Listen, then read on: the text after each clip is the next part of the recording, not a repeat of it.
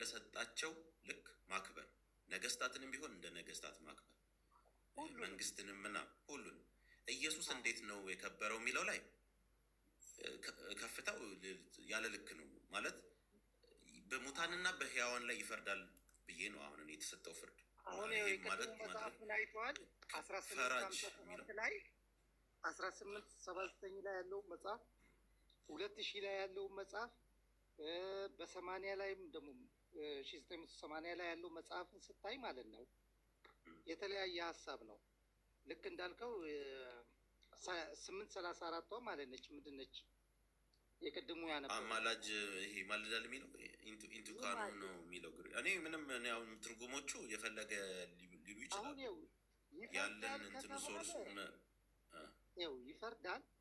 ይፈርዳል የሚለው ነገር እሱን ቃል አይደለም። እኔ ይፈርዳል ብዬ ያልኩት 834 አለ። ይማልዳልም እቀበላል። ኢየሱስ አማላጅም ነው፣ ግን መፍረድም ደግሞ ተሰጥቶታል። ለእኔ አማላጅ ነው፣ ለእግዚአብሔር ደግሞ ተወካይ፣ የእሱ ደግሞ ባዘጋጀው ሰው ይፈርዳል ይላል እና በሕያዋንም በሙታንም ላይ ይፈርዳል የሚለው የጸና ነው እኔ ብዬ አምናለሁ። እሱንም እናየዋለን ካስፈለገ። ግን እኔ ተሰጠው የሚለው ላይ ሰው የሆነው ኢየሱስ ነው ይሄ የሚፈርደው ነው አሁን እኔ እያልኳቸው ያለው እና ከዳኒ ጋር ሰው የሆነው ላይ ነው። በምኑ ማለት ስልጣኑ አለው፣ እጣ ፈንታ አሁን ፍርዱ ማለት ነው። የትንሣኤ ጊዜ የመፍረድ ኃይል አለው። አዎ እሱ ነው የሚፈርደው። እኔ አብ ይፈርዳል ብዬ አላምንም። ለምሳሌ እሱ ነው አሁን እዚች ጋር ማለት ነው ያ የትንሣኤ ጊዜ የሚለው ማለት ነው ያማልዳል የሚለው ነው። መማለድን ነው መፍረድ። አንተ ደግሞ መፍረድን ነው መማለድ። እነሱ መማለድን መፍረድ አደረጉት። አንተ ደግሞ መፍረድ የሚሉትን ሌሎች ቦታዎች መማለድ ልታረጋቸው ነው ድሬ። ማለት ለምን መሰለህ? አንደኛ እሱንም እናየዋለን ፍጥረታት ላይ ማለት ነው የመፍረድ ገብቷል። መልእክትን ይዞ እስከመጣ ድረስ ገብቷል። የፈጣሪ ቃል ወንጌልን ይዞ መጣ። በተሰጠው ወንጌል ያ እንድንገዛለት እንደገና ደግሞ የተሰጠው ጸጋዎች አሉት። ግን ያ የተሰጠው እሱ ደረጃው ወይም ድርሻውን ጠብቆ እንዲጓዝ የሚያስችለው ነገር ነው እንጂ በመጨረሻ ዘመን የመፍረድ ፍርድ ስንል ጊዜ ምን ማለታችን ነው? እስቲ ምናልባት እናንተ የተረዳችሁበት ባይገባኝም ማለት ነው። ፍርዱ ምንድን ነው? ዙፋን ላይ እንደ ምሳሌ አገላለጽ የተገለጸው ዙፋን ኖሮት በፊቱ ቀርበህ በንጉሱ ፊት ምን አድርገሃል? እንዲህ ይሄ ምሳሌ አገላለጽ ነው። እንደዛ ሪል የሆነ ዙፋን ላይ ቁጭ ብሎ ኢየሱስ ሳይሆን ነገሩ ግን የተገለጸው በዛ መንገድ ነው። ክርስቶስ ዙፋን አለ፣ ስልጣን አለ የሚባለው ነገር ማለት ነው። ፍርዱ ምንድን ነው? ሰዎች ከሞት በኋላ ከተነሱ በኋላ ገሃነምና አሁን ይሄ ገሃነምና ገነት ምንድን ነው አገላለጹ የምትለኝ ሌላ ውይይት። ግን እጣ ፈንታ ይሄ ይድናል፣ ይሄ አይድንም፣ ይሄ የዘላለም ጥፋት ይገባዋል የሚለው ኢየሱስ ነው። እሱን ምንድን ነው የሚፈረድበት ላይ እናወራለን። ምናልባት አሁን እንትንም ሄደብኝ እንደዚህ ልወጣልና አንዳንድ ርዕሶች ይመጣሉ፣ ወሳኝ ርዕሶች የሚባለው ነገር ስቴፕ ባይ ስቴፕ አለው። የእሱ ፍርድ እስከ ድረስ የሚያስኬድ ነው የሚለው ሙሉ ውክልን። እሺ እስቲ እናወራዋለን። ድሬ ይሄን እስከ መፍረድ ደረጃ ላይ ሲባል ጊዜ አሁን ለምሳሌ ፍርድ የሚሰጥበት እንትን አለ አይደል? ሰዎች ከሞት በኋላ መነሳትን ያምናሉ። በተነሱበት ሰዓት ደግሞ ገነትና ገሃነም በሚለው ነገር አለ። ያንን የመወሰን በእዝነቱ የሚምር ገብቷል ማን ነው ነው ትልቁ ጥያቄ የሚሆነው። ጥሩ እናወራ በቃ። እኔ አሁን እዚህ ጋር እንትን ልበለው እኔም እንዳልቆይ እንትኑ ላይ በጣም አሪፍ ርዕስ ስላነሳ በሚቀጥሉት ቀናት እንዲህ ስንገናኝ እናወራቸዋለን። ግን እኔ በቃ አይ ቲንክ ሀሳቤን እንትን ብያለሁ። እናንተ ወይ ቀጥሉ። በጣም አመሰግናለሁ ድሬም ዳኒም። እውነተኛው አንዴ ሳልሰብክ አልወጣም ብሏል። እስቲ እውነተኛው ስለ አንዱ ፈጣሪ እስቲ ሰብከህ ውጣ። እውነተኛው እውነት ሲገለጥ ካለ እሱም ይናገር። እውነት ሲገለጥ። ተባረኩልኝ። በጣም ወዳችኋለሁ። ዴቫም ተኝቷል መሰለኝ። እናመሰግናለን። ጥሩ መማማር ነው እንትን ያልን ነው። ጥሩ መማማር ነው። ደስ የሚል ውይይት አድርገናል። ቀጣይ ኢድሪስ ሁል ጊዜ ይመጣል። መጠየቅ ፈልጋለሁ፣ መማር ፈልጋለሁ ይላል። እስቲ ከኢድሪስ ጋር ኢድሪስ፣ አሰላሙ አሌይኩም። ወአለይኩም ሰላም። ዮሐንስ አንዳንድ ላይ ማለት ነው ብዙ ጥናት አድርጓል ዳኒ። ዮሐንስ አንዳንድ ለሁለት ዓመት ጥናት ያደረገበት ነው በአንድ ጥቅስ ብቻ ማለት ነው። እና እስቲ ከእንትና ጋር ከዳኒ ጋር መወያየት ትችላላችሁ። እሺ ቀጥል፣ እድሉን ልስጥ ዛሬ። እሺ ያው እኔ ዞሮ ዞሮ አብና ወልድ የተለያዩ በማንነትም በምንነትም እንደሚለያዩ ነው ዮሐንስ አንዳንድ ብዙ ጊዜ የማነሳው ማለት ነው። ምክንያቱም ቃል የተባለው ኢየሱስ አንደኛ ያው በቃልም ስለተገኘ ነው። በይሁኑ ቃሉ አላህ ስላስገኘው ነው ቃል ተብሎ የተባለው። ምክንያቱም ቃል ስንል የመጠሪያ ስም እንጂ ወይም ንግግር የምናደርገው ነገር አይደለም። እንደ መጽሐፍ ቅዱሱ ተነስተህ እንድትወያይ ነው። ሜሮንም መጣለች። በቤቱ ርዕስ ወይም በቤቱ ርዕስ ይዛችሁ ሜሮን ጋር መወያየት ትችላለህ። ሜሮን ግቢ ነው። ወጣች። ከላይ ሆና ነበር ያዳመጠችን ማለት ነው። እሺ ቀጠል፣ ከዳኒ ጋር ቀጠል። ሆነ ችግር የለውም። አዎ በመጀመሪያ ዮሐንስ አንዳንድ በመጀመሪያ ቃል ነበር፣ ቃልም ከአምላክ ጋር ነበር፣ ቃልም አምላክ ነበር ነው። እንግዲህ እንትኑ ቃሉ ያው እግዚአብሔር የሚለውን አንስተን አምላክ በሚለው እንሄድበት ማለት ነው።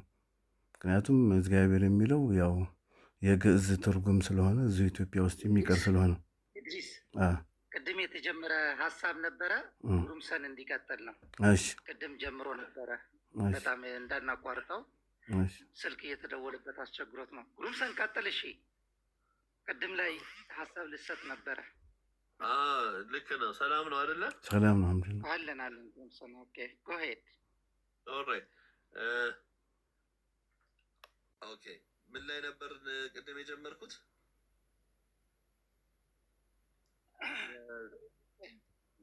ጥቅሶችን እያየን ነበር ማለት እሱን ሳይሆን መጨረሻ ላይ አሁን ቅድም ሀሳብ ሊሰጥበት የነበረው እንትን ነበረ ብዬ ነው የማስበው። ኢየሱስ ክርስቶስ የሚለው ማለት ነው እና በብሉይ ኪዳን ላይ አለ ወይ? ተገልጦ ነበረ ወይ? እንደገና ደግሞ ማለት ነው የኢየሱስ ክርስቶስ መነሻውስ እንዲሁም ደግሞ ከቤቱ ጋር ታያይዘውና ኢየሱስ ጌታ የሆነው ተሰጥቶት ነው ወይ የሚለውንም አንድ ላይ ታያይዘዋለህ። ኦኬ እኔ ምን መሰላችሁ፣ ምናልባት ይቅርታ ሚዩት አድርገውና ድምፅ እንትን ስለሚያስተጋባ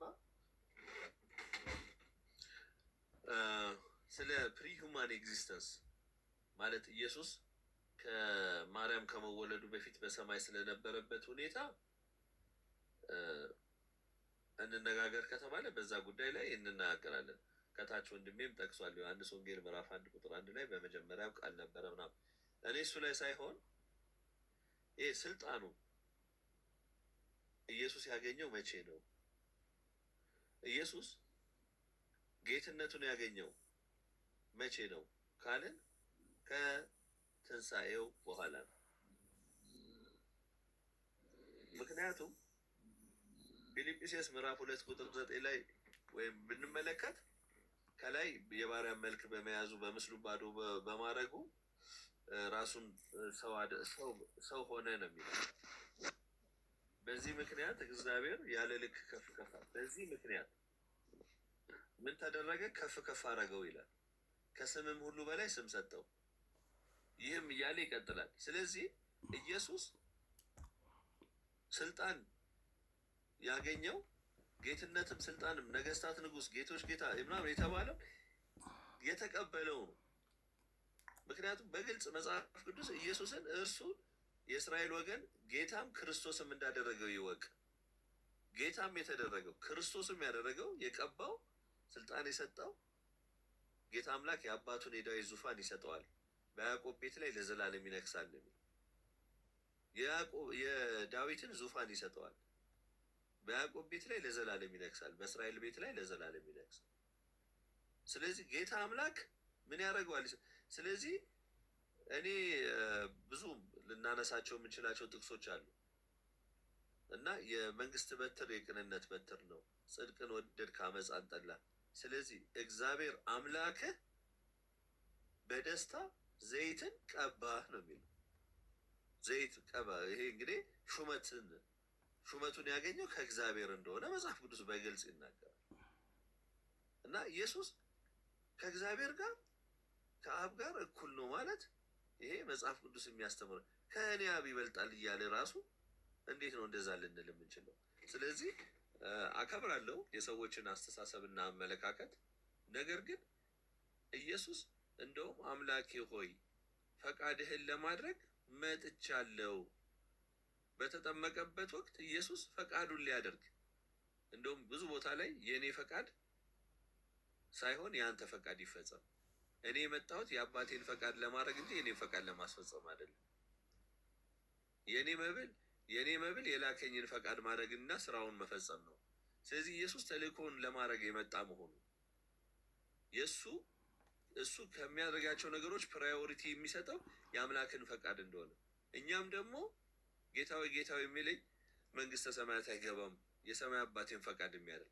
ስለዚህ ለሳምራዊቷ ሴት ጋር እንደውም ርቦሃል ጌታዊ ሲሉ ነው የኔ መብል የላከኝን ፈቃድ መፈጸም እና ኢየሱስ የትም ቦታ ራሱን እንደ ያህዌ ያየበት ቦታ ያደረገበት ቦታ የለም። ከዚህ ይልቅ የእሱን ፈቃድ ለመፈጸም የመጣ የእሱን ባህሪ፣ የእሱን ተግባር፣ የእሱን ስራ የሚሰራ መሆኑ ያመለከተ ቦታ ነው ያለው እንጂ ሐዋርያትም እንደዛ ነው ያመኑት።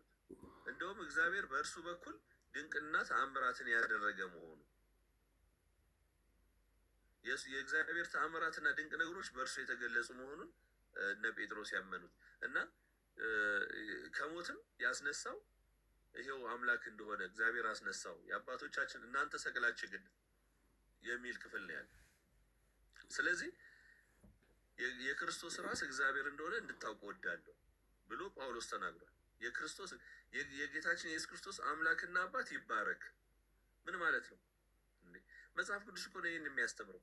እኛ እኮ ኢየሱስን የማሳነስ አባዜ ይዞን አይደለም። ኢየሱስን ማሳነስ ወይም ኢየሱስ የተሰጠውን ቦታ ዝቅ ለማድረግም አይደለም። ኢየሱስ ያለውን ቦታ መጽሐፉ በሚለው እውነተኛውን ነገር እየተነጋገርን ነው። ስለዚህ ከአብ ተቀብሏል ስልጣን፣ ክብርና ሞገስን ተቀበለ ይላል። ከእግዚአብሔር አብ ክብርና ሞገስን ተቀበለ። ራሱ ኢየሱስ ስልጣን በሰማይና በምድር ተሰጠኝ እኮ ነው ያለው። ተሰጠኝ እንዴ! ስልጣን ሰጪ አለ እኮ። በቃ ስልጣኑን የሰጠው አካል አለ የበላይ እንዲሆን። እንደዚህ የሚል በግልጽ የተጻፈ መጽሐፍ ቅዱስ ላይ ክፍል እያለ ወዴት ነው የምንሄደው? ከእኔ አብ ይበልጣል፣ አባቴ ይበልጣል፣ የሰጠኝ አባቴ ከሁሉ ይበልጣል፣ ከሁሉ ይበልጣል። አንድ ነን። አዎ አንድ ናቸው። አንድ ነው ማለት በዓለም አንድነትን ነው። ሐዋርያቱም ከእሱ ጋር አንድነት እንደሚኖራቸው ጸልዋል። ያ አንድነት የዓለም አንድነት ነው። ነገር ግን ከእኔ አብ ይበልጣል። ስለዚያች ቀንና ስለዚያ ሰዓት የሰማይ መላእክትም ወልድም ቢሆን አያውቅም፣ ልጅም ቢሆን አያውቅም፣ ልጅ እንኳ ቢሆን አያውቅም። እና ኢየሱስ ከሞት ሊያድነው ወደሚችል ደግሞ በብርቱ ጩኸትና ከለቅሶ ጋር ጸሎትና ምልጃን እንዳቀረበ እግዚአብሔርን ስለመፍራቱ ጸሎትን ተሰማለት። ከሞት ሊያድነው ወደሚችል ምን አረገ? ጸሎትና ምልጃን አቀረበ እኮ ነው የሚለው። እና አምላኬ ለምን ተውከኝ? ምን ማለት ነው? መግደላዊት ከትንሣኤ በኋላ ካገኛት ምንድን ነው ያለው? ወደ አምላኬና ወደ አምላካችሁ ወደ አባቴና አላረኩም አትንኪኝ።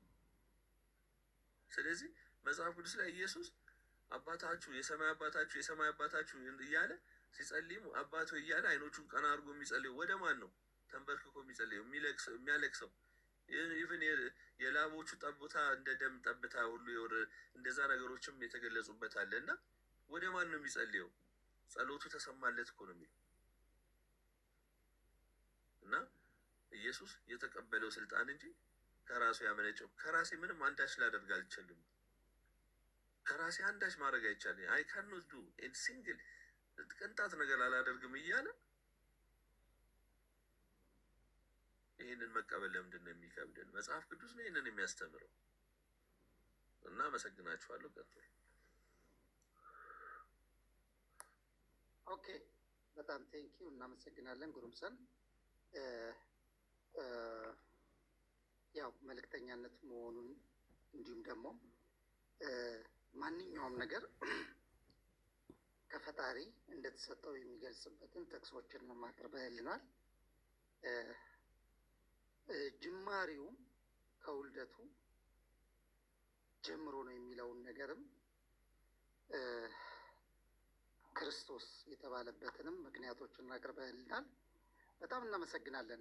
ከዚህ ሀሳብ ጋር ግን ዳኒ ትንሽ የሚቃረነው ነገር አለ ብዬ አስባለሁ። በእንደዛ አያምንም ብዬ ነው የማስበው። ዳኒ አቤት። እነዚህ እንዳለ ሆኖ ሳለ እሱን እኩል የሚያደርግበትን ደግሞ ከምን አንጻር ነው ያየኸው? አሁን ለምሳሌ ክርስቶስን እኩል የሚያደርግበት አንጻር ምንድን ነው ካልከኝ፣ ለምሳሌ መተካከል እንደ መቀማት አልቆጠረውም ይለዋል። ስለዚህ ራሴ የምጠይቀው ምን ብዬ ነው? በምንድን ነው የሚተካከለው?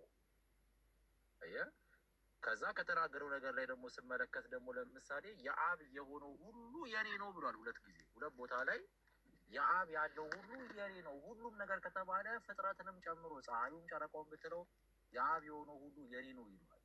ስለዚህ ፍጡር የሆነ አንድ ግለሰብ ከሆነ እንዴት ነው የፈጣሪ ያለውን ነገር ሁሉ ሊኖረው የሚችለው? እንዴትስ ሊተካከለው ይችላል? ሲቀጥል ደግሞ እስቲ እናስበው። እስቲ ማለት እኔ አሁን በዚህ መንገድ ነው የማስበው። እግዚአብሔርን የሚያክል ታላቅ አምላክ እንዴት ነው ባህሪውን አካፍሎ ሰው ለዚህ ለአንድ ፍጡር እንዲገዛ የሚያደርገው? ለእኔ ዳዝንት ሜክ ሰንስ። ምክንያቱም እግዚአብሔር ስግደት የሚገባው ለእኔና ለእኔ ብቻ ነው ብሏል። 4 ነጥብ፣ በቃ አለቀ። እኔ ቀናተኛ አምላክ ነኝ ብሏል። ባህሪ ለማንም አላካፍልም ብሏል። ስለዚህ ቀናተኛ አምላክ የሆነ ሌላ ፍጡር የሆነ አምላክ አድርጎት እሱን ተገዛ የሚል አምላክ እኔ አልቀበለውም። ምክንያቱም እግዚአብሔር አይዋሽም። ስለዚህ ራሳችን ለምንድን ነው ለአንድ ፍጡር ማለት ሆነ የምንመለከተው? እንዴት ነው እግዚአብሔር ለአንድ ተራ ፍጡር ለሆነ ሰው ይህን ሁሉ ነገር ሊሰጠው የሚችለው? ከተናገረው ነገር ላይ አይቃረንም ወይ? ቀናተኛ አምላክነቱን ረስቶት ነው ወይ አሁን ለልጁ እንዲገዙ የሚያደርገን? ስለዚህ እኔ ያለምንም ጥርጥር ይተካከሏል ብዬ ነው ማምነው። ሰው ከመሆኑ በፊት ያለምንም ጉድለት ይተካከሏል ብዬ ነው ማምነው። ሰው ሲሆን ግን የማነስ፣ የማገልገል፣ አገልጋይ የመሆን፣ የመጠየቅ የመሳሰሉትን ነገር አድርጓል። ምክንያቱም በራሱ ሰው ሆኖ ሲመጣ ማድረግ እንዳልቻለ ነው የምረዳው። ኦኬ፣ ኢየሱስ ጅማሬው የቱ ላይ ነው ብለህ ነው የምታስበው? ጅማሬ የለውም ብዬ ነው የስጋዊ ጅማሬ አለው። ስጋዊ ማንነት ጅማሬ ከመኖሩ በፊት ግን ሕያው የነበረ የሚኖር አምላክ ነው ብዬ ነው ማምነው። ጅማሬ ምንድን ነው የገለጽከው? ለምሳሌ አሁን ዳኒ አንድ ጊዜ በአሁኑ በተናገረው እንትን ጥያቄ ልጠይቀው ፈልጌ ነበር ነው መተካከል ባልከው ላይ ማለት ነው። ይህን ያለው ማን ነው? ማን ነው? መተካከልን አልቆጠረውም ያለው አካል ማን ነው? ሐዋርያው ጳውሎስ ነው። እሺ አሁን የጳውሎስን ነው የምንከተለው ወይስ ክርስቶስ በአንደበቱ የተናገረውን ከራሴ አንዳች ማድረግ አልችልም ያለውን ነው የምንይዘው ወይስ የጳውሎስ መልእክት ነው የምንይዘው? ኦኬ፣ ጥሩ ጥያቄ ነው። እኔ ጳውሎስንም እኩል ነው የምሰማው፣ ኢየሱስንም እኩል ነው የምሰማው። ለምንድን ነው ኢየሱስ ክርስቶስ አምላኬ ነው እያልክ እንዴት ነው አንድ ተራ ጳውሎስን የምሰማው ካልከኝ፣ ኢየሱስ ክርስቶስ የተናገረውን ቃል እኔ ክርስቶስን ነው የምከተለው። አሁን ለምሳሌ ኢየሱስ ክርስቶስ ምን አለ? መንፈስ ቅዱስ በመጣ ጊዜ ስለ እኔ ያለውን ነገር ሁሉ ይነግራችኋል ነው የተባለው። ጳውሎስ የእግዚአብሔር መንፈስ አለበት ብዬ አምናለሁ። መንፈስ ቅዱስ ያሳውቀዋል ብዬ አምናለሁ። ስለዚህ ጳውሎስ ቢናገረው ጴጥሮስ ቢናገረው ኢየሱስ ክርስቶስ ቢናገረው እኩል ነው የምቀበለው። ምክንያቱም እነ ጴጥሮስ ሆነ እነ ጳውሎስ የሚናገሩት መንፈስ ቅዱስ የሚነግራቸውን ስለሆነ ማለት ነው። ምክንያቱም ስለኔ ሁሉን ነገር ያሳውቃቸዋል ስላለ በዛ መንገድ ነው የሚመረጠው። አዎ መንፈስ ቅዱስ ግን የሚገለጥ እኮ ለነቢያቶች ናቸው። እሱ ደግሞ ይሄ ጳውሎስ ከክርስቶስ በኋላ ነው የተነሳው። እንዴት አድርገን ነው የምናስማማው ማለት ነው?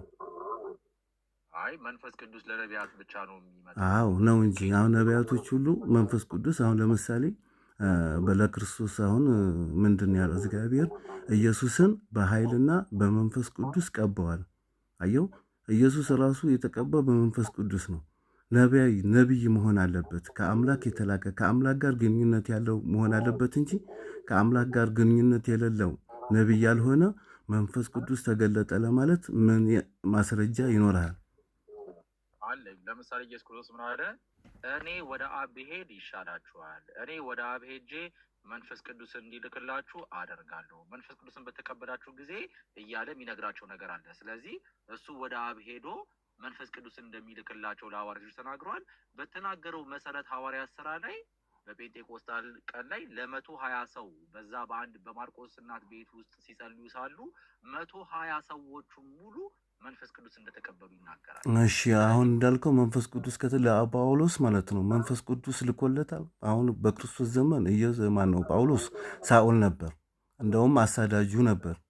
እንዴት ለሱ ተገለጠለት ትላለህ ብዬ ነው። ይናገራል ለመጽሐፉ በደማስቆ መንገድ በሚሄድበት ሰዓት እንደ ብርሃን ሆኖ ተገለጠልኝ፣ የሚናገረኝንም ስም ሰማሁ። ሳውል ሳውል ስለምን ነው የምታሳድደኝ የሚል ድምፅን ሰማሁ። ጌታ ሆይ ማን ብሎ ሲጠይቀው የምታሳድደኝ እኔ የናዝሬቱ ኢየሱስ ክርስቶስ ነኝ ብሎ መለሰለት ይላል። አሁን እኮ እዚህ ጋር እየተናገረ ያለው ማለት ጳውሎስ ነው። ተገለጠልኝ ያለህ እንጂ እሱ ተገልጦለት አይደለም። እሱ ነው በራሱ አንደበቱ ነው ይሄ ጳውሎስ ተገለጸልኝ ብሎ ራሱን የሾመው እንጂ ለእሱ ትንቢት ወይም እሱ እንደሚገለጥለት ክርስቶስ አልተናገረም። ክርስቶስ ተናገረኝ እያለ እኮ ራሱ ነው ያለህ እንጂ ክርስቶስ ጳውሎስን አላነሳም። መሆናቸውን በምን ታውቃለህ? ዝም ብሎ አለኝ እያለ አለኝ እያለ ራሱ ነው እኮ እየጻፈ ያለው ጳውሎስ መልእክት እኮ እና ክርስቶስ በአንደበቱ እኔ ከራሴ አንዳች ማድረግ አልችልም እያለህ ነው። ይሄ በአንደበቱ ቢናገረው አለ። እዚህኛው ጋር ግን ጳውሎስ ኢየሱስ ክርስቶስ መንፈስ ቅዱስን ሊሰጥ ይችላል። ገብቶሃል? መንፈስ ቅዱስ ስንል ምንድን ነው? ቃሉ ነው፣ የእግዚአብሔር ቃል ሕይወት የሚዘራው ማለት ነው። ያን የሚሰጠው ለደቀ መዛሙርቶቹ ነው። እሱ ደግሞ ይሄ ጳውሎስ ሳኦል ነበር፣ አሳዳጅ ነበር፣ ጠላቱ ነበር። እንዴት ለእሱ ሰጠ እንላለን? ሳኦል ጠላቱ ነው እኮ እሱ ጋር እኮ እንደውም እያሳደደው ነበር ይልሃል እኮ አይደል? በአንደበት እኮ ጠላቱ ነበር። እሱ ወደ ሰማይ ካረገ በኋላ ነው ተገለጠልኝ ያለው። ገብቶሃል? እንዴት አድርገህ ነው ይህንን የምታመጭ? ሐዋርያት ሥራ ላይ የሚያሉት ነገር ይሄንን ነው። ለምሳሌ ሐናንያ ሲናገር ምን አለ? እንዴ ጌታ ሆይ ይሄ እኮ ክርስቲያኖችን ተከታዮችን እያሳደደ የሚገድል ሰው ነው፣ እንዴት ሂድ ወደ እሱ ትለኛለህ ሲለው የተናገረው ቃል ምንድን ነው? ተናግሬዋለሁ፣ በነገሥታት ፊት ስሜን እንደሚሸከም አሳውቄዋለሁ ይለዋል። ስለዚህ አየህ አንተ ብቻ ሳይሆን በዛ ጊዜም የነበሩት ሰዎች ሳውልን ለመቀበል ከብዷቸው ነበር። ለምሳሌ ሐዋርያቶች ሊቀበሉት አልፈለጉም ነበር፣ ምክንያቱም አሳዳጅ እንደነበረ ያውቃሉ። በኋላ ግን በርናባስ መጥቶ ለነ ጴጥሮስ አሳምኗቸው ሲቀበሉት እንመለከታለን። አየህ፣ ስለዚህ የድሮ ማንነቱ እንደዚህ ስለሆነ ሊገለጥለት አይችልም ብለን አንዘጋውም። ምክንያቱም መጽሐፉ ሁለቱንም ቦታው ይናገራል። ወይ በመሰረቱ ማለት ነው። አሁን ጳውሎስ የተናገረውን ነው ተቀብለህ ከውልደቱ በኋላ አይደለም የሚያስብል ነገር የሰጠው። ክርስቶስ ማለት የተቀባ ነው አይደለም? መቀባትም ከፈጣሪ ያገኘው ነው። ስለዚህ ራሱ መላእክቱም ራሱ ማለት ነው ያበሰራት በየትኛው ስም ነው? ስለዚህ እሱ ስለመሆኑ ከዛ በፊት ነበረ፣ እኩል ነው ከፈጣሪ ጋር እኩል የሚያደርገው ነገር እንደሌለ ደግሞ የምታውቀው ራሱ በአንደበቱ አብ ከኔ ይበልጣል አባቴ የሚለውን ቃል እኮ መወለዱን ተንተርሶ የመጣ ቃል ነው። አባት የሚለው ነገር ማለት ነው። ኢየሱስን ሲያመልከው እና ሲጠይቀው በነበረው ስሙ አባቴ ሊያርግም ሲል ጊዜ ማለት ነው እናቱም መታ ምን ነበር ያላት? ሂጂ ለወንድሞቼ ንገሪያቸው ወደ አምላካችሁና ወደ አምላኬ ላረግ ነው የሚልም ነገርም ተናግሯል። ስለዚህ ይሄ የሚናገረው ኢየሱስ ነው። የመጣበትንም መንገድም የላከኝ የፈጠረኝ የወለደኝ የሚለውን ነገር የተናገረው ኢየሱስ ነው። አሁን ታዲያ እንዴት ነው የምናደርገው? ጳውሎስን እንመና ወይስ ኢየሱስ በአንደበቱ የተናገረውን እንመን?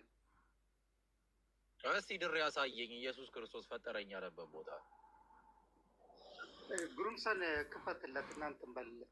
ዛሬ አንተ ወልጄሃለሁ፣ ዛሬ አንድያ ልጄ ነው፣ ዛሬ አንተ ወልጄሃለሁ ብሎታል። ወልጄሃለሁ ማለት መፍጠር ነው፣ መፈጠር ነው። እንደዛ አይደለም። አንተ ልጄ ነህ ዛሬ ወልጄሃለሁ የሚለው ትንቢት ተፈጸመ አለን። ጴጥሮስ ከሙታን ተንሥኦ ሲያስነሳው ወለደው አለን እኮ። አሁን መወለድ ማለት የጴጥሮስን ምናምን ነገር ሳለን የክርስቶስን ብቻ እስቲ የኢየሱስም ማለት ነው። ክርስቶስ የተባለበት ምክንያት ምንድን ነው? መቀባት። ኦኬ ስለ ያው እኔ ከዚህ በፊት እንደተናገርኩት መጽሐፉን ማነብበት መንገድ እንደነገርኩ ወንጌላቶችን የማነበው እንደ ትርክት መጽሐፍ ነው። ደብዳቤን የማነበው እንደ መልእክት ነው። የመሳሰሉትን ነገር ነው የማነበው። ለምሳሌ ኢየሱስ ክርስቶስ የተናገረው ነገር ምንድን ነው ካልከኝ፣ ለእኔ የሚያሳምነኝ እኔ የአባቴን ፍቃድ ልፈጽም መጥቻለሁ ነው ያለው። የአባቱ ፍቃድ ምን እንደሆነ በግልጽ አሳይቶናል።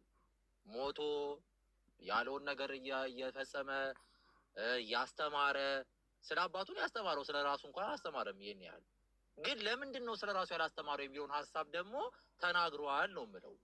መንፈስ ቅዱስ ነው ስለኔ የሚነግራችሁ ነው የተባለው እንጂ እኔ አይደለሁም የሚነግራቸው። ተረዳኝ? እኔ በዛ መንገድ ነው የምረዳው። ስለኔ ማንነት ለምን ያከብረኛል ይለዋል፣ ግሎሪፋይ ያደርገኛል። ክርስቶስ ስለ ራሱ ምንም ግሎሪፋይ የሚያደርገውን ነገር አልተናገረም። አባቴ ትእዛዝ ልፈጽም እንጂ አልመጣሁም። ማንኛውም ነገር ከራሴ ማደርገው ነገር የለም አባቴ ባለኝ በስተቀር የሚል አለ። ስለዚህ እነዚህ ነገር ቃል በቃል ኢየሱስ ገብቷል። አንተ በምትለው ነገር ሳይሆን እየገለጸ ራሱን ያለው በመላእክተኛነቱ የአባቱን ትእዛዝ ሊፈጽም መምጣቱን ይገልጻል። ከዛ በፊት ስለነበረው ነገሩ ምንም ነገር የሚገልጸው ነገር የለም። ትክክል። ራሱ አንደበት ማለት ነው። እንደዚህ ግልጽ አድርጎ መጽሐፉ እየነገረን ነው። ከመጽሐፉ ውስጥም ደግሞ ማለት ነው እነ ጳውሎስ ሌላዎቹ ሳይሆን የኢየሱስ ቃል የሆነውን ገልጾታል በራሱ አንደበት። ታዲያ ይሄን እንዴት ነው የምናስታርቀው? እሺ ድሬ እስቲ አያይዘ እንድትፈታልኝ የምፈልገው ነገር ምንድን ነው? ስለ ክርስቶስ ንግግር ስለሆነ መንፈስ ቅዱስ በመጣ ጊዜ ስለ እኔ ሁሉን ነገር ይነግራቸዋል የሚለው ስለምንድን ነው የሚናገረው? መንፈስ ቅዱስ ምን ለማለት ፈልገው ነው? እዛ ጋር ስለ እኔ ሁሉ ነገር እሱ መንፈስ ቅዱስ ያለው እኮ ነቢዩ መሐመድ ነው ሲናገር። ይሄ ስለ መንፈስ ቅዱሱ ሲናገር ማለት ነው ኢየሱስ ክርስቶስ በዛን ሰዓት ነበር አይደለም በምድር ላይ? አላረገም። ስለዚህ ማለት ነው በዛን ሰዓት ታዲያ መንፈስ ቅዱስ አልነበረም? አልተላከም። ትሪኒቲ ስለመጣምን ወደ እነሱ አልገባም። መንፈስ ቅዱስ ወደ ሐዋርያቶቹ አልገባም እንዴ? ጥሩ ጥያቄ ነው። አልገባማ። ሐዋርያት ስራ ላይ ነው ተቀበሉ የሚለው እንጂ ከዛ በፊት አልተቀበሉም። ስለዚህ ማለት ነው በምድር ላይ ሳለ ትሪኒቲ የሚባል ነገር የለም ማለት ነው። በአንድ አብና በወልድ ብቻ ያለ ነገር ነው ማለት ነው። መንፈስ ቅዱስ አልነበረም። መንፈስ ቅዱስ ነበረ፣ ግን በሰዎች ውስጥ ግን አልገባም ነበር። ገብቶ ያ ነው አሁን ገብቷል። ምኑን ነው የሚልከው? ምክንያቱም እሱ በህይወት እዚህ ጋር ያለ ገብቷል። መንፈስ ቅዱሱ እሱ ከማድረጉ በኋላ ነው እቺ መንፈስ ቅዱሷ ተደምራ ትሪኒቲ የመጣችው። ኦኬ፣ ለምሳሌ መንፈስ ቅዱስ ያለው ሰማይ ቤት እንደሆነ ግልጽ ነው። ምክንያቱም ሄጄ አብን እለምንላችኋለሁ እርሱም ይልክላችኋል የሚላከው ከሰማይ ነው ማለት ነው። ስለዚህ የሆነ ቆይ እንደዛ ሳይሆን ማለት ነው ገና ሲጠመቅ በእርግብ መልክ የመጣው ማን ነው? መንፈስ ቅዱስ ብላችሁ ነው። ስለዚህ መንፈስ ቅዱስ ወርዷል፣ ሰማይ ቤት አልነበረም ማለት ነው። ወርዶ በማን ላይ አረፈ ይላል? በአንድ ሰው በሱ ላይ አየው። ይሄ ነው ሐዋርያቶች ጋር ስለ ትሪኒቲ በጭራሽ ባዶ ነበረ ማለት ነው። አሁን እዚች ጋር ስናቀውና ማለት ነው ዳኒ ስላሴ የሚለው ሀሳብ 300ኛ ዓመተ ምህረት ላይ ስለሆነ የመጣው ማድረግ አይጠበቅም። ዋው ቴንክ ዩ። እኔ አሁን ያ ነው ቢኦነስት በመጽሐፉ ኦነስት እንሁንና ያችን ጥቅስ ያነሳህበት መንገድ ማለት ነው አክቹዋሊ እሱን በእኩልነት ደረጃ የሚያመጣው ነገርም አይደለም ብዬ ስለማስብ ነው። ያ ራሱን የቻለ ሌላ ጥያቄ ያመጣል። ትሪኒቲን ያጠፈዋል ጭራሽ። ገብተዋል። እኔ ከሄድኩኝ በኋላ መንፈስ ቅዱስ ይመጣል የሚለውን ነገር ምንድን ነው? ስለ ትሪኒቲ ድራሹን ነው የሚያጠፋው። ስላሴ የሚባል ነገር ከናካቴው ያጠፈዋል። ገብተዋል። ሰማይ ቤት ነው ያለው እንዳንል በእርግብ መልክ ወርዷል ይላል። ከየት ወረደ? ከሰማይ አይደለ? የስ። እሺ። ስለዚህ የቱን ነው የሚልከው? ምክንያቱም እሱ እዚህ ምድር ላይ እያለ ነበረ መንፈስ ቅዱስ። ገብቷል። እንደ እንትኑ ሀሳብ ማለት ነው። እንደ እንትኑ ሀሳብ እንደ አሁን ከአንተ ሀሳብ ተነስቼ ነው አክቹዋሊ ይህን ጥቅሱ አለ። ጥቅሱ ራሱ ምን ያህል እንትን ነው ያ የተባለው ይመጥናል። አጽናኙ የሚባለው ነገር እኔ መንፈስ ቅዱስ ነው የሚለውን ነገር እኔ በብዙም እኔ የማልቀበል ሰው ነኝ። እንደኔ ግን እንደዛ ይሁን እንኳን ብንል ከየት ነው የሚመጣው ነው ትልቁ ነገር። ኦኬ እቺን ነገር ላስቀምጣትና ምድር ላይ ነው ያለው። ኦኬ የኔን ሀሳብ ላስቀምጥና ግሩሜም እንዲሳተፍ እኔ ብቻ እንዳላወራ ላስቀምጠው። ኦኬ በብሉይ ኪዳን መንፈስ ቅዱስ እንዳለን እንመለከታለን። ብሉይ ኪዳን ላይ ያለው መንፈስ ቅዱስ ምንድን ነው የሚያደርገው ካልከኝ፣ ለምሳሌ ንጉሶች ሲቀቡ መንፈስ ቅዱስ ይወርድባቸውና ያርፍባቸው ነበረ።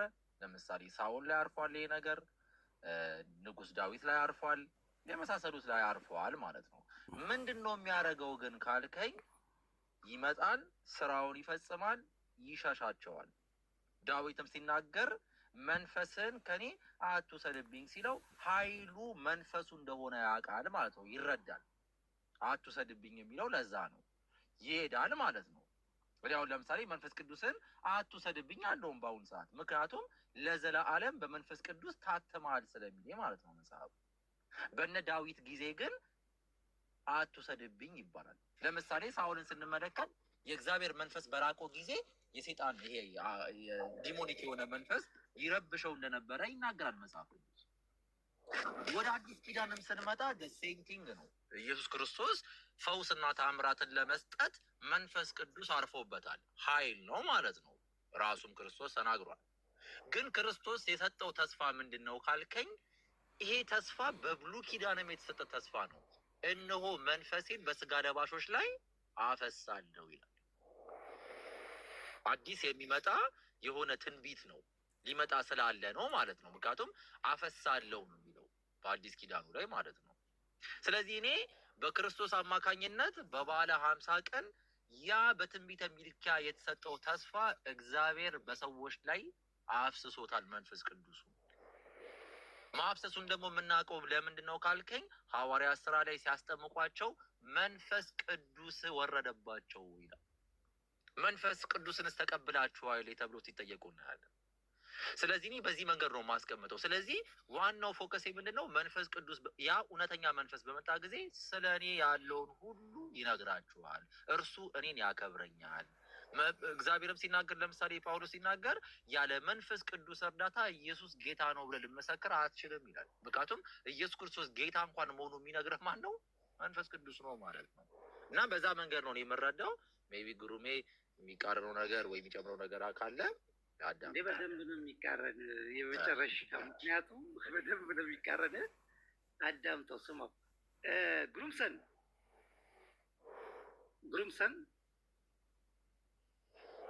ግሩምሰን ተኝተሃል? ግሩምሰን እንቅልፍ ይዞት ይላል መሰለኝ። ከታች ያለውም እያንኮራፋ ነው። ሚት አድርጉኝ እንዴ! አረ ፍራሽ ይዛችሁ አትምጡ በእናታችሁ። እሺ ከታች ይተኛብን እየሳበኝ ነበረ። እኔን ራሱ ወደ እንቅልፍ ሊወስደኝ ነበረ። እና አክቹዋሊ ያው መንፈስ ቅዱስ አክቹዋሊ በሱ ላይ እሱ በዚህ በምድር ላይ ሳለ የተናገረው ንግግር ነው። ያ መንፈስ ቅዱሱ ማለት ነው በሱ ላይም የወረደ ነበረ። ሌላ ቦታ የተቀመጠ ነገርም አይደለም ብዬ ስለማስብ፣ ምክንያቱም ጥምቀቱ ላይ ያንም መንፈስ ቅዱስ ተዋህዶታል ተብሎ ስለሚታመን እና እቺ ጥቅስ ላይ ትንሽ እሱ ነው ያንም መንፈስ ቅዱስ የሚመጣው ማን እንደሆነ የሚገልጸው ነገር አይዶን ነው፣ ግልጽ አይደለም። ብቻ እንለፈው እንደ እንትናችን። ያው ትንሽ ተጨማሪ ነው መንፈስ ቅዱስ በሚለው ዙሪያ ላይ የተረዳሁት ማለት ነው። መንፈስ ቅዱስ ማለት እኮ ከላይ የሚመጣ ራእይ ዜናም ሊሆን ይችላል። ምክንያቱም እዛ ጥምቀቱ ላይ ከላይ የምወደው ልጄ እርሱ ነው የምለውን ስሙት የሚለው እግዚአብሔር ከላይ እንደ ትርኢት አድርጎ ተናግሯል። መንፈስ ቅዱስን ደግሞ በእርግብ አምሳል ላከው። የላከው መንፈስ ቅዱስ የሚላክ ነገር እንደሆነ ነው የምንረዳው ማለት ነው። ያ መንፈስ ቅዱስ ማለት ምንድን ነው? የሚቀይር ማለት ነው። ህይወትን የሚቀይር ከላይ የሚመጣ ዜና ቃል ነው ብዬ ነው የተገነዘብኩት ማለት ነው።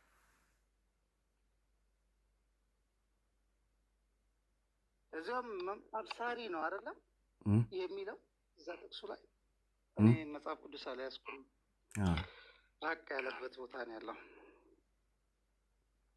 እሺ ሌላ ጥያቄ ላይ እንትን እንበል። እሱ ትንሽ እንትን ይላል፣ ማጥራት ይፈልጋል። የዚህ እንትን አጽናኙ የሚለው ነገር ላይ ጫን ብሎ ማጥራት ያስፈልጋል ብዬ ነው የማስበው።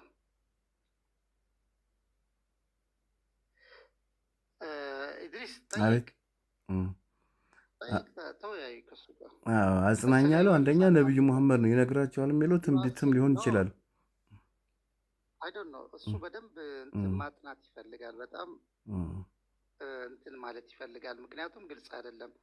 መንፈስ ቅዱስ ነው የሚመጣው የሚለውን ነገር ለማስረዳት ይከብዳል።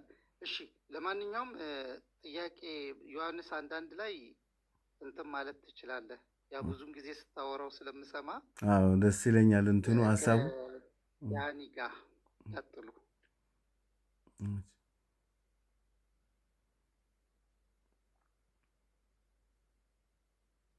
ሄሎ ሰላም ነው? ሰላም ነው አይደል? መጀመሪያ ዮሐንስ ወንጌል አንዳንድ ላይ ማለት ነው አሁን የተረዳሁት። እንግዲህ አንተም ስህተት ከሆነ ያው ታስተካክሌ ብዬ ነው። እኔ በጣም ጥቅስን በጥቅስ አድርጌ ነው የተረዳሁት። ይሄ ዮሐንስ አንዳንድ ማለት ነው በመጀመሪያ ቃል ነበር ሲል በመጀመሪያ ያለው ያው ኢየሱስ ቃል ተብሎ ስለተሰየመ በይህን ደግሞ ስያሜውን በዮሐንስ ራእይ 19 ቁጥር 13 ላይ ምንድን ነው ያለው? ልብሱም በደም የተለወሰ ስሙም የእግዚአብሔር ቃል ነው ይላል። ስም ነው ያለው፣ ስያሜ መጠሪያ ስም ነው። ስለዚህ ክርስቶስ ቃል ሲባል ምንድን ነው? አንድ በቃል አቀባይነትም ቃል ሊባል ይችላል። ምክንያቱም ዮሐንስ 10 ወደ 33 አካባቢ ላይ የእግዚአብሔር ቃል የሚመጣላቸው አማልክት ናቸው ይላል። ቃሉ የሚመጣላቸው ገዥነት ወይም ቃል አቀባይ የሚል ስያሜ ስላለው ማለት ነው ክርስቶስን ይወክላል ብዬ ነው የማምነው። ምክንያቱም ቃል የሚለው ኢየሱስን ነው። መጀመሪያ ቃል ነበር፣ ቃልም ከእግዚአብሔር ጋር ነው፣ ከኃያሉ አምላክ ከእግዚአብሔር ጋር ነው እንላለን። ቃልም የእግዚአብሔር ነበረ ነው የምንለው፣ ወይም የአምላክ ሰው የሚለውን ነው የምንለው። ተርተኝ ስለዚህ 2% ነው ያለው። ገባ? ማንነት ምንነት ያለው አንደኛው ኃያሉ አምላክ ነው። ይሄ ቃልም ከእግዚአብሔር ጋር ያለው እግዚአብሔር ያለ ኃያሉ አምላክን ለማመልከት ነው። ቀጥሎ ደግሞ ቃልም እግዚአብሔር ነው ያለው የአምላክ ሰው ትንሹ አምላክ ማለት ነው። አምላክ የሚለውን ስያሜ ሊሰየም ይችላል ብያል አምላክ። ምክንያቱም ቅድም እንደጠቀስኩልህ የእግዚአብሔር ቃል የሚመጣላቸው አማልክት አምላክ ስለተባሉ አምላክ ማለት ገዥነት፣ አስተዳዳሪ ለማለት የተሰየመ ነው ብዬ ነው። ጥቅስን በጥቅስ ነው እያመጣሁለት ያለው ማለት ነው። ትክክል። ስለዚህ ስለ 2% ነው የሚያወራው አንደኛው ትልቅ አምላክ ነው፣ ሁለተኛው ትንሽ አምላክ። ትንሽ አምላክ ስንል ግን ምን ለማለት ሰዋዊነት ነው። ገብቶሃል? የገዥነት ስልጣን የተሰጠው ምክንያቱም ቅድም እዛ ስትነጋገሩም ሰምተን ራስህ ተናግረዋል። በሰማይ በምድርም ስልጣን ተሰጠኝ ስላለ ስልጣን ተቀባይ ስለሆነ በሰውነቱን ሰው እንደሆነ እንረዳለን ብዬ ነው። ኦኬ ስለ 2% ነው የሚያወራው ያልከውን በደንብ ነው የምስማማው እኔ። አንዱ አካላዊ ተባለ የራሱ ምንነቱ መለኮት ነው ተብሏል። ማንነቱ ቃል ተብል ብሎታል። እግዚአብሔር የሚለው ሀሳብ ደግሞ ያው ስለ አብ እንደሚያወራ ግልጽ ነው። ስለዚህ ስለ 2% ነው የሚያወራው። ጸሐፊው ግን እየተንደረደረ የሚመጣው ቃል ስለተባለው ነው ዴፊኒሽን ላይ እያብራራለን የሚመጣው ማለት ነው። አሁን ቃል የምለውን እዚህ ጋር ትርጓሜን ሰምተኝ ከሆነ ቃል ስንል መጠሪያ ስም ነው። ምክንያቱም አሁን ቃል የሚባል ሰው አለ፣ ዘላለም የሚባል ሰው አለ። ገባር? ቃል ተብሎ ስያሜው የክርስቶስን መጠሪያ ስም ለማለት እንጂ ወይም ቃል አቀባይ ለማለት እንጂ ከባህሪው ከፈጣሪ ባህሪው አካል ቃሉ ማለት አይደለም፣ ወይም ንግግሩ ለማለት ፈልጌ አይደለም ነው የምልህ። ግን ቃል አቀባዩ ስትል የእግዚአብሔርን ቃል አቀባይ ማለት ክርስቶስ ላይ ብቻ እኮ አይወሰንም። በነቢያችንም ሰለላሁ ዐለይሂ ወሰለም ቃል አቀባይ ናቸው። ሙሴም ቃል አቀባይ ነው። ክርስቶስም ቃል አቀባይ ነው። ቃል አቀባይ ማለት መልእክተኛ ማለት ነው። በአጠቃላይ መልእክተኝነትን ነው የሚያስይዘው። ምክንያቱም ገዢ ያንን ህዝቡን፣ ህጉን፣ ትእዛዙን የሚያስከብሩ ገዢዎች ይባላል። ያ ገዢዎች አማልክት ያለው ማለት ነው። በዚህ ነው እኔ አሁን ጥቅስም በጥቅስ አድርጌ ነው ያመጣሁልህ ብዬ ነው፣ ከራሴ አይደለም። ስለዚህ ይሄ ቃል የተባለው መለኮት ነው ይለናል መጽሐፉ። ቃል የተባለው ክርስቶስን ነው። ክርስቶስ የመጠሪያ ስሙ ማለት ነው እንጂ የመለኮት መገለጫ አይደለም ነው የምልህ። መለኮት ያለው ግን ኃያሉ አምላክ ጋር ብቻ ነው። ምክንያቱም ቃልም ከእግዚአብሔር ጋር ይኸው አንዴ ያዳምጠኝ። ቃልም ኢየሱስም ከአምላክ ጋር ነው ሲል ምንድነው 2% ነው። ገብቶሃል? ቃል ያለው ኢየሱስን፣ እግዚአብሔር ያለው ኃያሉ አምላክ ነው። ከሱ ጋር ነው። በሱ መተዳደር የሚችል ነው ማለት ነው። በሱ ትእዛዝ ውስጥ የሆነ ነው ለማለት ነው። ከእግዚአብሔር ጋር ነው ስንል ማለት ነው እኮ። እንደዛ ከሆነ ስለዚህ ይሄ ፐርሰን እንዴት አምላክ ነው ይለዋል? እንዴት እግዚአብሔር ነበር ይለዋል? እኮ አምላክ የሚለውን አሁንም ደግሜ ልንገር። አምላክ ማለት ቃል አቀባይ የሚል ነው ስያሜው። አሁን ጎድ ነው የሚለው እንግሊዝኛ፣ አምላክ ነው የሚለው ገብቷል? ያ አምላክ ስንል ግን ማለት ነው ቃል አቀባይ ወይ እግዚአብሔርን ቃል የሚመጣላቸው አማልክት ስለተባለ ቃል አቀባይ ነው። ስለዚህ ክርስቶስ አምላክ ስንል በሰዋዊነት ነው እንጂ በመለኮት አይደለም ነው የምልህ። ስለዚህ አሁን መጽሐፍ ቅዱስ ላይ ቃል አቀባይ ሆኖ የመጣ ለምሳሌ ዳዊት ቃል ያመጣ ነበር አይደለ? ከእግዚአብሔር ማለት ነው። እንደሱ ነቢያቶች ሁሉ በአጠቃላይ ነቢያቶቹ ለምን አሁን አማልክት ናቸው የተባለውን ሀሳብ ይዤዋለሁ ጋር እመጣላለሁ። አሁን ልታስረዳኝ የምፈልገው አንተ ኢንጀነራል አድርገህ የእግዚአብሔር ቃል የሚመጣላቸው ሁሉ አምላክ ተብለዋል፣ ዳዊትም አምላክ ነው የሚል ኮንክሉዥን የሰጠው እንበለው፣ ችግር የለውም። ቃሉም እንጠቀመው ደግሞ ለዛ አንድ ጊዜ የዚህን ተመሳሳይ ልስጥህ።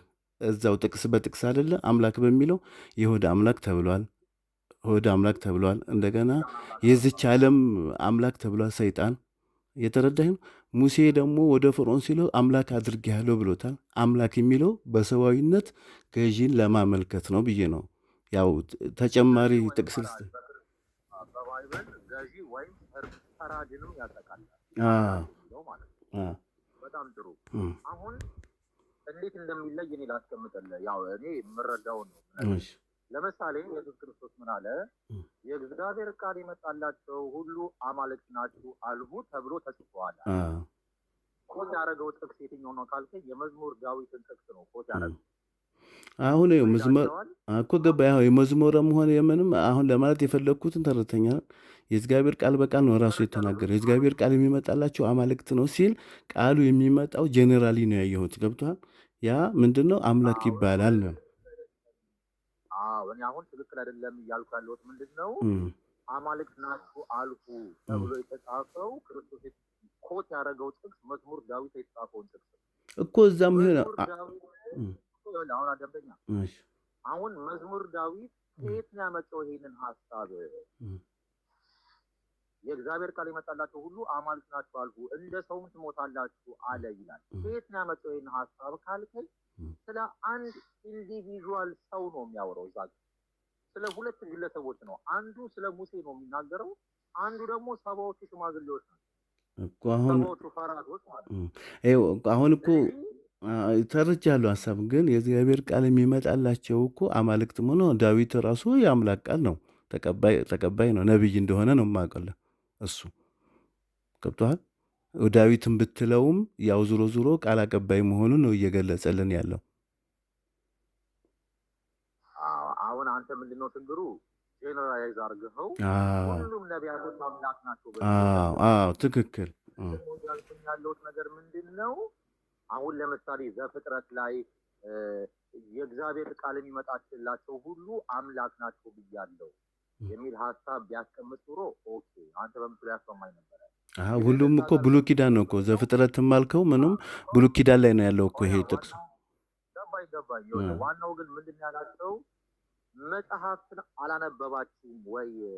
የእግዚአብሔር ቃል የመጣላቸው ሁሉ አማልክት ናቸው አልሁ ተብሏል። ስለዚህ እኔ የእግዚአብሔር ልጅ ነኝ በማለቴ ስለምን ልትወግሩኝ ትፈልጋላችሁ? እውነት ነው፣ ትክክል ነው ቃሉ። እኔ ደግሞ እያልኩኝ ያለሁት ምንድን ነው ኢየሱስ ክርስቶስ ኮት አድርጎ የሚናገረው ያለው የዳዊትን መዝሙር ስለሆነ ዳዊት መዝሙሩ ላይ የእግዚአብሔር ቃል የመጣላቸው ብሎ የሚናገረው ስለ ሙሴና ስለ ሰባዎቹ ሽማግሌዎች ብቻ ነው እንጂ ስለ እግዚአብሔር ቃል ስለሚመጣላቸው ስለ ነቢያቶች ጭምር አይደለም ነው እኮ። አንተ በዚህ ኮት ብታደርገው ዞሮ ዞሮ አሁን ዳዊትም ቢሆን የእግዚአብሔር ቃል አቀባይ ስለሆነ ያው ያመሳስለዋል፣ ያው እሱንም ያስመለክታል በሚል ነው እኔ የተረዳው። አዎ፣ ግን የእግዚአብሔር ቃል ይመጣላቸው የሚለው ብሉይ ኪዳን ላይ ቶራው ላይ ስለተጻፈው ታሪክ ነው የሚናገረው እኮ። ታሪክም ምንም ይሆን እኛ አሁን ታሪኩም ሆነ ምንም ሆነ ማለት ነው ዞሮ ዞሮ ጽንሰ ሀሳቡን ነው የምንይዘው። ምክንያቱም አምላክ የሚለው ቃል አሁን እዚህ ክርስቶስ ቃል አቀባይ መልእክተኛ ለመሆኑ ነው ነው የምለው። በዛ መንገድ አያስኬደንማ። ስለዚህ ያስኬዳል። አሁን እኮ ዳዊት አልከኝ፣ የመዝሙረ ዳዊት ነው አልከኝ፣ ታሪክ ነው አልከኝ። ታሪክም ይሆን ምንም ይሁን ግን ዞሮ ዞሮ የተናገረው ባለቤቱ ዳዊት ነው። ዳዊት ደግሞ ነብይ ነው። ገባኝ። ዳዊት ያንን ነገር የሚናገረው ስለማን ነው የሚናገረው?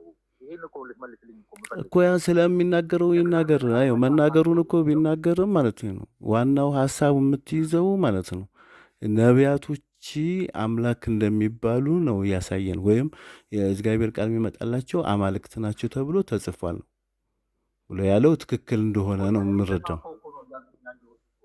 መዝሙር ዳዊት ከየት አመጣው ይህን ሀሳብ? ከአምላክ ነው። መዝሙረ ዳዊት ደግሞ ከአምላክ ነው የሰማው እንጂ ከራሱ አይናገርም። ምክንያቱም በእኛ አረዳድ አሁን በእስልምና ነቢያቶች የሚናገሩት ቃላት ማለት ነው የሚናገሩት ከእግዚአብሔር ወይም ከአላህ ያመጣውን ቃል እንጂ ከራሱ አይደለም ማንኛውም ነቢያቶች ሲባል። ምክንያቱም ራእይ ነው፣ ዜና ነው፣ ከፈጣሪ የሚሰጣቸው ስልጣን ነው። እንደዛ አድርጌ ነው የተረዳሁት።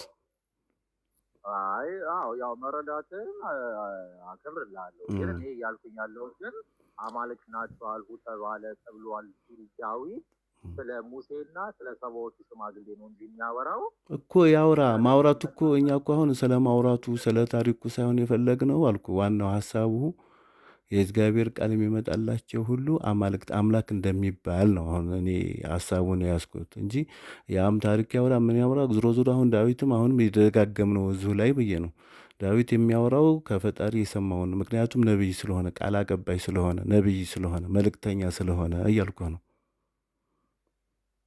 ስለዚህ አብና ወልድ ልዩነት አላቸው። አብ ፈጣሪ ነው፣ ወልድ ደግሞ ፍጡር ነው ነው የምልህ። ምክንያቱም በቃሉ የተገኘ ነው። ሁን በሚለው ቃሉ የተገኘ ነው። ምክንያቱም እዛ ዘፍጥረት ላይ ስንሄድ እግዚአብሔርም ብርሃን ሁን አለ፣ ብርሃንም ሆነ። እንዲሁ ክርስቶስም ሁን አለው፣ ክርስቶስ ሆነ ነው የምንለው አሁን እኛ እስላሞች ምናምን በዛ አረዳድ ነው ያለ ነው። ግን እንደው አሁን ዝም ብዬ እንኳን ብጠይቀው በእስልምና የክርስቶስ መቀባት ምንድን ነው ማለት መሲነቱ ምንድን ነው የሚያገለግለው? በእስልምና አስተምሮ ያው መሲህ ቅድም እዛ ጠቅሼልሃለሁ አይደል? እግዚአብሔር አለ ኢየሱስን በኃይልና በመንፈስ ቅዱስ ቀባው የሚል ጥቅስ አለ። ይሄ ማለት መሲህ ይለዋል እኮ ቁርአንም መሲህ ይለዋል እኮ አባሽ አዳሽ ያ ማለት ምንድን ነው? አዳኝነትን ስልጣን ሰጥቶታል አላህ ማለት ነው። መሲህ ማለት ማበስ ነው። ማበስ አዳኝነቱ ምንድን ነው? በሁለት አይነት ምልክት መንፈሳዊና ስጋዊ ነው። መንፈሳዊው ከኃጢአት ወደ ንስሐ ከጨለማ ወደ ብርሃን ለማምጣት፣ ስጋዊ ያው ሜድስን ነገር ነው፣ ሕክምና እንደዚህ ለምጥ ያለባቸውን ወይም አይነ ስውራኖችን ያው በመፈወስ በእግዚአብሔር ፍቃድ ወይ በአላህ ፍቃድ እንደሚፈውስ ነው የሚናገረው። ይፈውስ ነበር ነው። አሁን ያድናል ሳይሆን አድኗል ነው የምንለው። አማርኛውን ደግሞ እናጥረው። ክርስቶስ አድኗል ነው። ምክንያቱም በወንጌል በነበረበት ዘመን ነው። አሁን ኪዳነ ቁርአን ነው። አሁን መከተል ያለብን ቁርአን ነው። ምክንያቱም ሰማያዊ መጽሐፍ ስለሆኑ ወንጌል፣ ዘቡር፣ ኦሪት፣ ቁርአን የአምላክ ሰማያዊ መጽሐፎች ናቸው። ይህን ነው የተረዳው። እኔ አሁን ብዙ ነገር አሁን ለምሳሌ እኔ ዘቡር፣ ተውራቱ ይሄ ሁሉ የአምላክ ቃል ነው ካልከኝ አላህ ደግሞ የእሱን ቃል ማንም ሊሽረውም ሆነ ሊሰርዘው እንደማይችል ይናገራል። እና ስጠይቃቸው ብዙ ጊዜ ሙስሊሞችን አይ ስለ ቁርአኑ ነው የሚናገር ይለዋል። ግን ቁርአኑ ስለዛ የሚያወራው ጀስት ኢንጀነራል የአላህን ቃል ማንም ሊለውጡ አይችልም። ተውራቱ የአላህ ቃል ስለሆነ ሊበረዝ ይችላል። አዎ ማለት ቁርአንን ራሱ እንደሚጠብቀው ተናግሯል። እና አንዘልናል ቁርአን ወኢና ለሁ ለሐፊዙና ቁርአንን እኛ ያወረድነው እኛው ነው የምንጠብቀው ብሏል። ሌሎቹን ግን ኃላፊነቱን ለዛው ለእንትኖቹ ነው የሰጠውና ይሄ ማለት ነው። ይህን እኮ ነው በማስመልከት ነው ቁርአን እኮ ይህንን ሙሃይሚን ተጠባባቂ ሆነው ያለፉት መጽሐፎችን ተረካ እንዲህ እንዲህ ነበር እያለ ለነቢያችን ሰለላሁ ዐለይሂ ወሰለም ገለጻ ያደረገላቸው ማለት ነው። ገባኝ። ቶራቱ ለሊቃውንቶቹ ነው፣ በዛ ኃላፊነቱ ነው፣ በእነሱ ነው። ግን ይሄ የአላህ ቃል አይቀየርም ማለት የአላህ ህጉ አንድ ህግ ካቀረበ ያ ህግ አይቀየርም ማለት ነው እንጂ ቁርአንን ማለት አይደለም። ጄኔራሊ አይደለም እንትኑ ሀሳቡ ማለት ነው። እኔ የተረዳሁት ማለት አሁን ብዙ ነገር ያስዛል። ለምሳሌ አሁን የአላህ ህግ አይቀየርም ካልከኝ ዛሬም አሁን ለምሳሌ አንተ የአላህን ህግ መፈጸም አለብህ ብዬ እነግርሃለሁ። ለምሳሌ ከህጎቹ አንዱ ማለት በዚህ ጊዜ ስልጣን ማንም ሊሰጠው የማይችል ህግ አለ። ለምሳሌ ቁርአን ላይ የሚያስቀምጥላችሁ ህግና የማይሻር ነው የምትሉ ከሆነ ለምን አትቀጥሉትም? ለምን ማለት ላይክ አይቀየርም ከተባለ ለምሳሌ አሁን አንድ ኤግዛምፕል ለምሳሌ በእስልምና አስተምሮ አንድ ሰው ያው ርዕሳችን ቀየር ነው፣ ግን ርዕሱን አስቀየርከኝ ሀሳብ ግን ሆኖም ግን ማለት ነው። አሁን ተናገረው። አሁን ለምሳሌ አንጣው ምሳሌ ያልከውን አንጣውና እስቲ በምችለው ልመልስልህ ብዬ ነው እኔ በተረዳሁት ላስጨርስህ ብዬ ነው። ግን ወደዛው ርዕሳችን ነው መግባት ያለብን። ገብቶሃል? ያለ ህግ ማለት ይኸው ምን መሰለህ፣ ሁሉም በህግጋት አለ። አሁን እኛ እስላሞች የምናምነው ማለት ነው ቁርአን የራሱ በነቢዩ ዘመን የነበረ ነው። በክርስቶስ ወንጌል ነው። በሙሴ ዘመን የራሱ ህግ አለው። ገብቶሃል? ህጉ በየዘመናቱ እንትን ይሻራል ማለት በህዝቡ በሚስማማው መልኩ ጌታ ያስቀምጣል። አፈጣሪ አላህ ማለት ነው። ገብቶሃል? እና አሁን የመጨረሻው ኪዳን ቁርአን ነውና አሁን እናንተ የእኛን ቁርአን መከተል አለባችሁ ነው የምንለው። ክርስቶስ አማኝ ከሆንክ የእውነት ከሆንክ ማለት ክርስቶስን በመልእክተኝነቱ እግዚአብሔርን በፈጣሪነቱ የምታምን ከሆነ ብዬ ነው። አዎ ማለት በእርግጥ እኔ ያው የምናስተምሮትን በደንብ ነው የማውቀው፣ ቤተሰቦች ባሉበት። ግን ለእኔ አሁን ለምሳሌ ማሳመኑኝ ብዙ ነገሮች አሉ። እንደው ሶስቱን ነገር ላንሳለ ብለህ ለምሳሌ እኔ አላህ ለምሳሌ አላህ ከአርሽ በላይ ሆኖ ይኖራል አይደለ? ወደ ፍጥረቱ አይገባም፣ ወደ ፍጥረቱ አይወርድም። ወይስ ራሱን አይገልጽም ማለት ነው። አዎ ይህን አረዳድ ደግሞ ልግለጽልህ። አሁን አላህ አርሽ ላይ ነው ሲል ቢዛቲህ ነው፣ በአካሉ ሰማይ ላይ ነው የምለው። ከኛ ጋር ደግሞ የሚሆነው ቢሰሚ ወቢዕልምህ በማወቅና በመስማት ከኛ ጋር ነው እንላለን። ምክንያቱም ቁርአን ጠቅሷል። ሙሴ እና ለሃሩን እነኒ ማዕኩም አስመዋራ አላቸው። እኔ ከእናንተ ጋር ነኝ፣ እሰማለሁኝ፣ አያቸዋለሁም ብሏቸዋል። ገብቷል። ስለዚህ አሁን ይሄ በእውቀቱ በእንትኑ ከኛ ጋር ነው የሚለው ያ ነው። ግን ይሄ ደግሞ ስፒሪቹዋል ነው ማለት መንፈስ የሆነ ነውና ይህንን በሰው ቅንጭላት ወይም በእኛ አረዳድ የምንረዳው አይደለም። ፈጣሪ ረቂቅ ስለሆነ ያው በጠቀሰልን በመረጃ ነው መናገር የምንችለው እንጂ ከመረጃዎች በሎጂክ የምንሄደው ነገር አይደለም ብዬ ነው የማምነው። አዎ አሁን ለምሳሌ እኔ እንደ አንድ ግለሰብ ለምሳሌ እኔ አነበዋቸዋለሁ መጽሐፎችን አውቀዋለሁ እና አሁን ተረድተኸኛል። ግን ለማለት የፈለግኩት አሁን ይሄን አላህ እርሼ ላይ ነው ቀላይ ስል በደንብ አስተምሮቱን በደንብ ነው የማውቀው። አንተ እያልከኝ ያለው ምንድን ነው? በአካሉ ከአርሸ በላይ ነው ያለው፣ በእውቀቱ ግን ከደም ስራችን ያህል ቅርብ ነው ነው በእውቀቱ ሁሉን ነገር ያውቃል፣ ከኛ ጋር ነው። በአካል ግን ከሰማይ ላይ ነው። አስተምሮቱን አውቀዋለሁ። ለዛ ነው የምስማማው። ማለት ያው አስተምሮት ከሆነ ሪስፔክት አደርገዋለሁ ማለት ነው። እኔ ግን በጣም እኔ በነገራችን ላይ ቁርአንን እንዳያሳምነኝ ያደረገኝ ነገር የትኛው ነው ካልከኝ ሱረቱል አልካፍ ላይ ያለው ሀሳብ ምን የሚለው ለምሳሌ ሱረቱል ካፍ ላይ ለምሳሌ ስለ ተውራት ስለ ኢንጅል ያወራል። እሺ እዛ ቦታ ላይ እና ሲያወራ ስመለከት እኔ አላህ በረዙት አይሉ እኔ አሁን ለምሳሌ ሙስሊሞች ይመጡና መጽሐፋችሁ ተበርዟል ብላ ብላ ምናምን ነገር ይላል። የትኛውም የመጽሐፍ የቁርአን ጥቅስ ላይ ተበርዟል የሚል ቃል አንድ የማታገኝ ግን አንድ የምታገኘው ቃል አለ። ምንድን ነው ካልከኝ ለወጡ ይላል። ኦኬ እኔ የአረበኛውን ቃል ለወጡ የሚለውን አሉት እና የሆነ አንድ ቃል ነው ትንሽ ረስቼዋለሁ፣ ትንሽ ቆይቻለሁ ማለት የነበረው እና ለወጡ የሚለው የአረበኛ ቃል ሚስ ኢንተርፕሬት አደረጉት ነው የሚለው ፍቺ ስመለከተውን። አሁን ለምሳሌ ምን ማለት ነው? ቃሉ እኮ እንዳለ እኮ ነው፣ ግን ሲናገሩት ይለውጡታል፣ ሲያስተምሩት ማለት ነው። ተረዳኝ?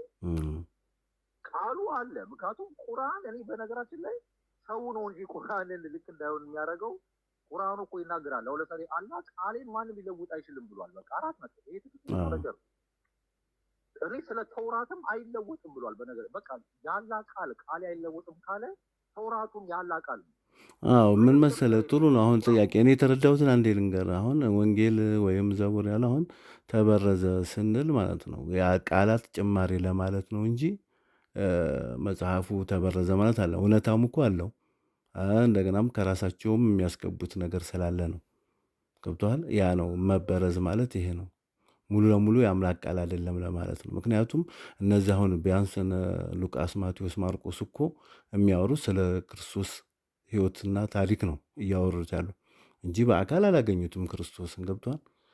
እንደገና ደግሞ ክርስቶስ እነዚህ 4ቱ የተመረጡት ስለ ስቅለቱና ስለ ማማቱ ስለሚያወሩ ነው እንጂ ወንጌላውያኖች ወደ 47 ወንጌላውያኖች አሉ። እነ ቶማስ እነ ባርናባስ ስንል ብዙ አለ ጥቅሶቹ ላይ። ስለዚህ አሁን የምንረዳው ምንድን ነው? አሁን መጽሐፉ ያው እውነታውም ይኖራል፣ ከራሳቸውም ደግሞ ሀሳብ የተጨመረ ስለሆነ ነው። አሁን መበረዝ ያንን ነው ከራሳቸው የጨመሩትን ሀሳብ ለማውጣት ነው ቁርአን ገላጭና ተጠባባቂ ሆኖ የመጣው ነው። ምን ተረዳኸኝ አይደል? አሁን እነዚህ ዮሐንስ፣ ማርቆስ የምትላቸው ማለት ነው በአካል እኮ አላዩትም ክርስቶስ። ከሱ በኋላ ልክ እኛ ሐዲስ እንደምንለው የዘገቡት ናቸው፣ ዘጋቢዎች ናቸው። ገብቶሃል? ስለዚህ እነሱ ጋርም አሁን ከእፎይ ሲወራረድ ከዛ መካከል ላይ ያው የራሳቸው የሚጨምሩት ምናምን ነገር ሊኖር ስለሚችል ነው፣ በራሳቸው እጅ ስለሆነ ማለት ነው። ገባኝ። አየህ እኔ አሁን አንተን የምትናገረውን ነገር ሪስፔክት አደርጋለሁ። ምክንያቱም ያው ሙፈሲሮቹ ምኑም እንደዚህ አድርጎ ነው የሚያብራሩት። እኔ ስህተት ነው እያልኩኝ ያለሁት ሙፈሲሮቹ ተወስተዋል ነው። ምንድን ነው ካልከኝ የአላህን ቃል ማንም ሊያብራራው አይችልም። ማንም ግልጽ ነው ብሏል። በቃ አለቀ እኮ። አሁን እኮ እዚህ ጋር ደጋገምከው። አሁን እኮ ግልጽ አድርጌልሃለሁ። አሁን ያላህ ቃል ምናምን የምትለው ያ መጽሐፉ አልኩ እኮ በእጅ ስለነበረ አላህ ግን ቃል ዋስትና የገባለት ቁርአን ነው። ገብቶሃል? እንደ ቁርአኑ ይሄን ደግሞ አንቀጽም ቁጥርም አለው በዚህ ዙሪያ ጥበቃ እንዳለ። ሌሎቹ መጽሐፎች ግን አልኩ እኮ እነዚህ አሁን ወንጌለኛ እኮ አሁን ቁርአን ስለ ወንጌል ስለ እንጂል ያወራል። ትረካ ነው። እንዲህ እንዲህ ነበሩ እነዚህ ሰዎች እንዲህ እንዲህ በማድረጋቸው ጻድቅ ሆነዋል፣ እንዲህ በመስረታቸው ደግሞ እንዲህ ጠፍተዋል እያለ ነው እየተረከ ለነቢያችን ሰለላሁ ዐለይሂ ወሰለም ቃል በቃል የሚናገር። እኔ እያልኩኝ ያለሁት ምንድን ነው መሰለህ፣ አንድ ደቂቃ ካለኝና ወደ እኔ ሀሳቤ ለምሳሌ እኔ እንደው ይቅርታ አድርግልኝና አንድ ሙስሊም ተነስቶ ኢብን ከቲር በለው ኢብን አባስ ብትለው ይሄ ሰው ተነስቶ ቁርአንን ለማብራራት መሞከሩ ራሱ አላህን አለመገዛቱ ያሳየኛል ብዬ አምናለሁ። ለምን በላይ ለምንድን ነው ይህንን የምትለው? ማለት ኢብን ከቲር አውቃለሁ የተከበረ ሰው ነው። ለምንድን ነው ይህንን የምትለው ካልከኝ ቁርአኑ የተብራራና ግልጽ ነው ብሏል። አለ የተብራራን መጽሐፍ እንዴት ነው ሰው ሊያብራራው? አንዳንድ ጊዜ ጠይቃቸው አይ ሰመመኑን ማየት አለብህ ይለዋል። የወረደበትን ምክንያት ማወቅ አለብህ ይለዋል። ኖ ይሄ ማስተባበያ ቃላት። አሁን ምን አለ መሰለህ እንደዚህ ሆኖ አሁን ቁርአንን እኔ እንደው የምጋብዝ ማለት ነው ቁርአንን በእንግሊዝኛ ብታነበው ታገኘዋለህ ምንጩን። አሁን ብናወራው ሊያልቅልን አይችልም። ገብቶሃል? በዚሁ እንቋጨውና እኔ አንድ የምጋብዝ ነገር ቢኖር እንግሊዝኛም ስለምትችል በእንግሊዝኛ አንብበው፣ ዝም ብለህ እንደው አንብበው የሆነ ውስጥ ትገባለህ። ችግር የለውም። ብዙ ተአምራቶች አሉት ቁርአን የአምላክ ቃል ለመሆኑ ብዙ ነገሮች አሉ። ስለ ማህፀን ይነግርሃል። ስለ ወደ ላይ ወደ ሰማይ በምታደርግ ኦክሲጅን እንደሚያስፈልህ የሚናገራለው ብዙ ነገሮች አሉ። ስለ ባህር ያ ነገሮች ሊያሳምኑ ይችላሉ።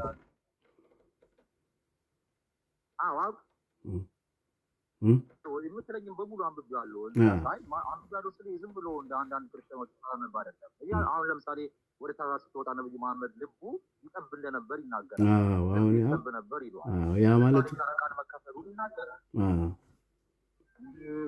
ብዙ ነገሮች ለምሳሌ ስለ ጽንስ 4 አይነት ስቴጅ እንዳለ መጀመሪያ ምን እንደሚሆን በስንተኛ ወር ሩሁ ወይም ይሄ ነፍሱ እንደሚነፋ የመሳሰለ ያውቀዋል።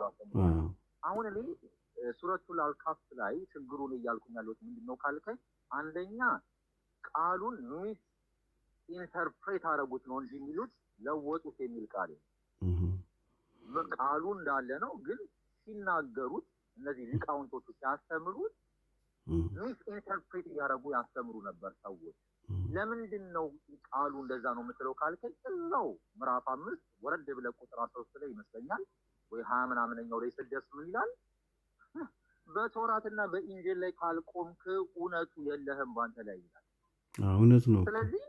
አሁን እዛ ላይ መቆም የሚለው እውነተኛ ያልተበረዘውን ነው። ገብቷል? መቆም ሲለው እዛ ላይ መስራት ያለባቸው ላይ ያልተበረዘው ነው። ይሄ እኮ የሆነው ማለት ነው መበረዝ የተገኘው ምኑ ላይ መሰለህ? ክርስቶስ ያው ካረገ በኋላ ወደ ሰማይ ያው በጸሐፊዎቹ ምክንያት ነው እንትን ያለው ማለት ነው መበረዝ እንጂ የክርስቶስ አስተምሮት እኮ ከቁርአን ጋር ይመሳሰላል። ምክንያቱም ምን ይላል መሰለ እንትን ላይ ማለት ነው ስማሁ የእስራኤል ጌታ አምላካችን አንድ ነው ነው የሚለው። ሽፉ ይሄ እንግዲህ የሚያመላክተው ምንድነው? አሃዳዊነትን ነው። እንደ እስልምናም ደግሞ ይሄን ነው የሚያንጸባርቀው። ስለዚህ ይሄ አንተ አሁን ይህንን ፍቺ ምናምን ግራመሮቹን ይሄ የአረበኛ ግራመር የሚባለው በጣም ከባድ ያን ብታውቀው ነው ልጅ እየተረዳው የምትሄደው። ግን ጥናት ብታደርግ ጥሩ ነው ብቀጥልበት መየ ነው።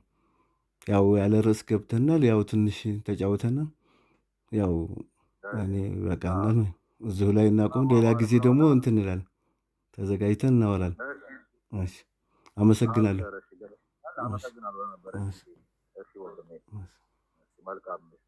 ደህና ደሩ።